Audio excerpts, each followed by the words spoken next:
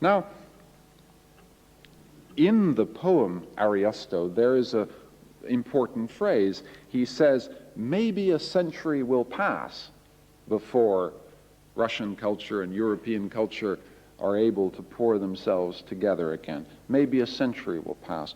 That is, I think, also constitutive of a poet's sense of power, a sense that he is the master of the longue durée. Stalin is the master of the short, but I am the master of the long. I am the master of the centuries. My torturers are master of the time of the next 10 minutes, the time of my body, the time of what I can endure now as they hit me and knock me around. But I, as a poet, am the master of the century. And so Mandelstam writes, yes, I lie in the earth moving my lips, but what I shall say every school child will learn.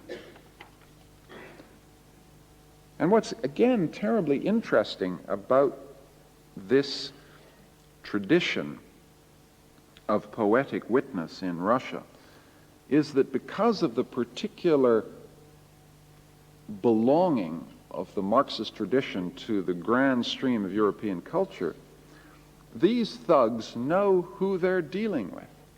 They know, they recognize the language they're facing. Bukharin, in a letter to Stalin urging clemency for Mandelstam, writes, poets are always right. History is on their side. And it's that letter which produces the 3-year surcease, the clemency which spares Mandelstam long enough to write the Voronezh notebooks of 37, which are among his greatest works. So, the power of poetry reposes in a sense of being the custodian of a tradition, the sense of being the custodian of the longue durée, and also a sense of a connection to an audience. It's the sense of poetic memory as witness, a sense that your power derives not again from individual experience and expression, but because you are placed there by contingent facts to witness something that only you have words for. This again is a canonical moment in 20th century culture, and again I quote words that most of you will know by heart, the introduction to Akhmatova's Requiem. Then a woman with blue lips who was standing behind me and who, of course, had never heard my name, came out of the stupor which typified all of us and whispered into my ear. Everyone there spoke only in whispers. Can you describe this? And I said, I can. Then something like a fleeting smile passed over what had once been her face. That's of course, one of the, as I say, canonical moments in 20th century memory.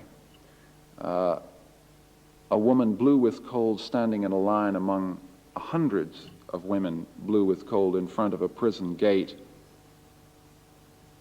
And the anonymous woman realizing that this would all be utterly lost, utterly futile, crushed beneath the nihilism of the moment, were it not for the fact that there is a poet in that line who can remember, who will transmit that to audiences that she cannot imagine, to a future that she cannot imagine, but a future which she believes in, a future that she believes will happen. Precisely that future which those who run that prison believe they can abolish.